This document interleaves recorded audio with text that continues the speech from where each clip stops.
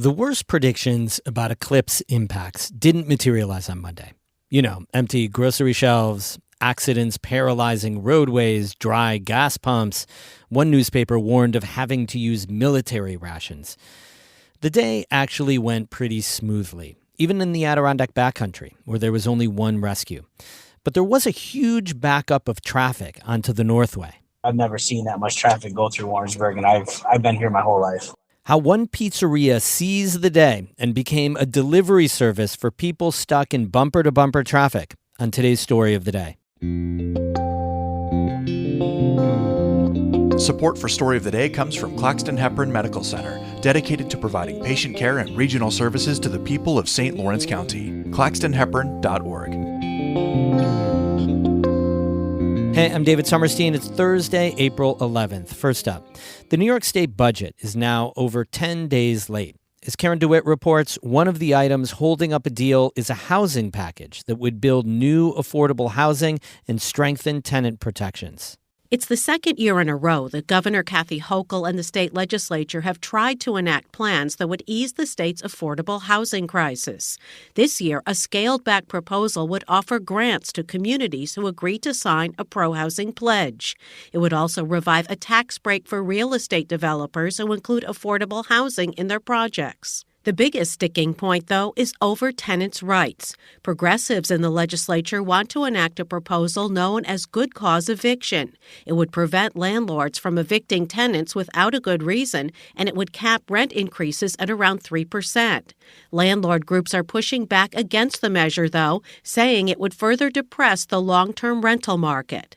Senate Republican Minority Leader Robert Ortt says the housing proposal does nothing for areas outside of New York City, and he predicts good cause eviction would be a disaster. Which is essentially tenancy for life.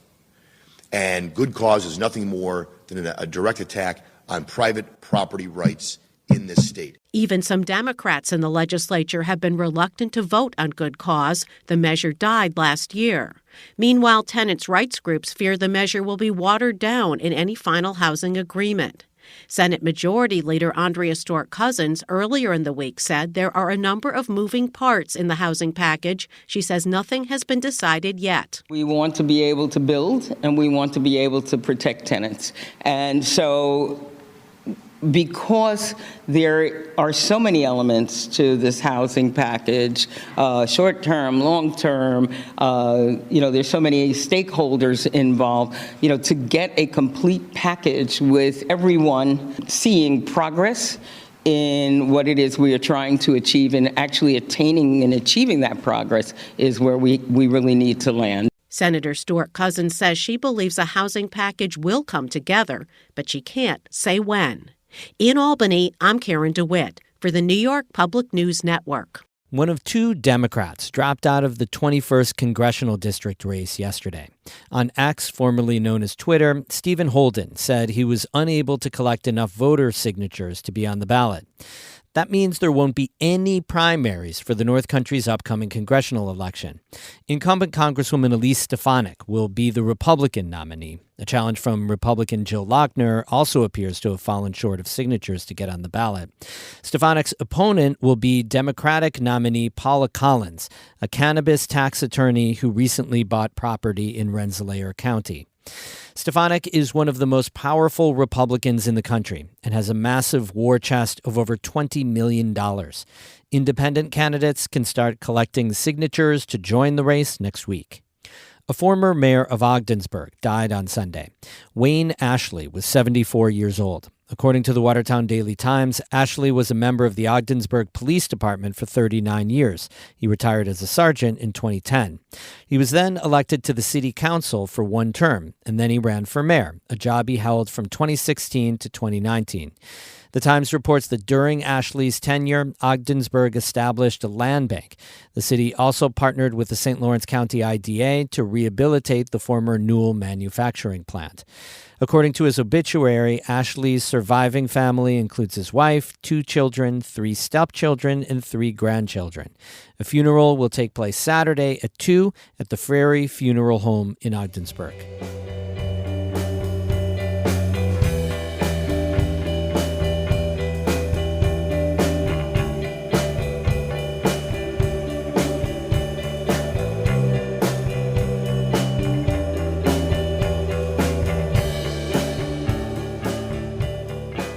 Anthony Fuller owns Tommy Gunn's Pizzeria in Warrensburg, which is right off Interstate 87, known as the Northway.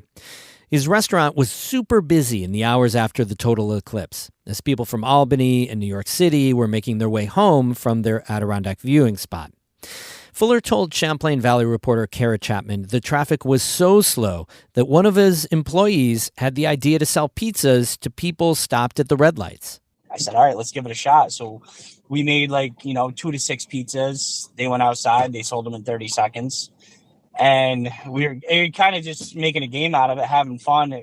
And then it led to, we sold 2 or 3 dozen pizzas over the next hour just from people. They were kind of laughing at us. We had the fire pit going, the music going and stuff. And we were already exhausted where we were like, what the hell, let's just do it for another hour until all these cars are gone. And we ended up selling another probably 30 or so pizzas just from people driving by. And where were you in all this while this was going on? Everywhere. They call me the floater.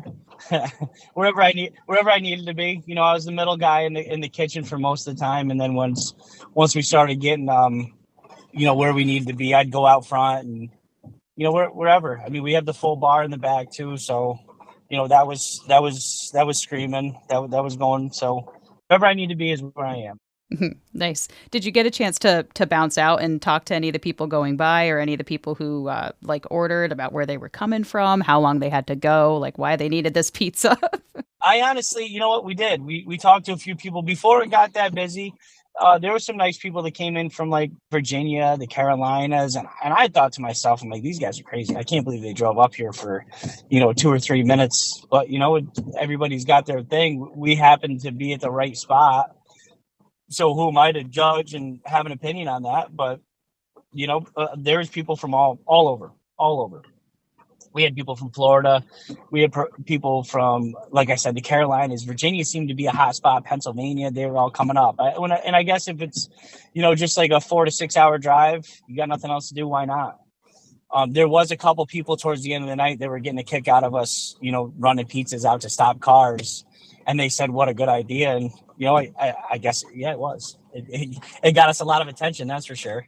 So I'm up in Plattsburgh, actually. How was your view down there of the eclipse? It was good. I mean, we got time. Like that. It was kind of like a ghost town. It was almost an eerie feeling when it started because, the sky was different and the phone wasn't ringing. We were all outside. We actually had a delivery for 3:30, which I thought was kind of crazy. I couldn't believe that they thought we were going to be able to get it to them right at 3:30. But we were definitely late on that one because we were all observing what was going on. But yeah, it was different. It was a lot more unexpected than I thought it was going to be. What events are you gearing up for next? What are you looking forward to, as the weather warms up for business? I'm probably just like most of the other people. I'm looking forward to a sunny summer. The rain really hurt last year. We got a beautiful patio. I'll have live music when we have good days. We just put an addition on the place to make our seating in the back a lot bigger, to accommodate for a lot more bigger parties and stuff. So Cinco de Mayo. I was born and raised in a Mexican restaurant, so I have my own twist on Mexican. So we have a live band that comes in that Saturday. I believe it's May 4th. And we'll have a live band that brings us right to 10 or 11 o'clock at night on the patio. I'm hoping for 75 and sunny for the whole summer. That was Anthony Fuller, owner of Tommy Gunn's Pizzeria in Warrensburg. He spoke with Champlain Valley reporter Kara Chapman. We have more news all the time on our website, ncpr.org. Music today by Evan Veenstra of Gananoque, Ontario, and Hart, Cox, and Legros of Malone. I'm David Summerstein, North Country Public Radio.